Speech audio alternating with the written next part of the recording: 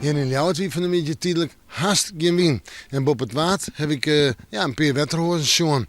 En die wetterhozen jou al aan hoe onstabiel het waar is. Ze bereiken net het wetter en losten staren gewoon op. Maar die onstabiliteit is er dan nog heel tijd.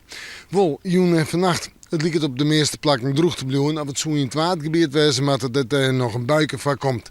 Verder, een temperatuur staat tussen de 13 en de 16 graden. De hegere temperaturen op de eilonen en de legere temperaturen in het zuidoosten. En natuurlijk ik nog wel een paar opklarings en een matige wind uit zuidelijke richting naar het zuidwest. Die kan eerst nog eens even krachtig wezen in het watergebied, maar die houdt hem dus stadig gewoon del.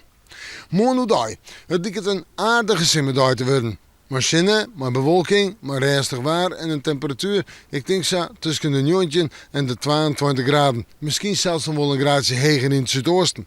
De zinnen er dus aardig bij. En dan de wind net al te sterk, zwak of matig en die komt uit het westen tot noordwesten waai in de midden meest noordwest. En dan terug naar de orendagen die volgen. Ja, de warmte op toonsje. Een dag maar zo'n 24 graden, maar de zinnen erbij. In de joentijd in de nacht komen ze op een enkele ruin of tongerbui, hoe daar dus droeg. Warm maar. En dan op vrijdag het wat minder warme waar, steeds maar zo'n 20 of 21 graden. In de maand die nog een buiken in de midden de zinnen. En snel wordt het alweer zo'n 22 graden, maar droeg waar. En snel denk ik nog warmer, maar we moeten morgen maar weer even in het waarsje.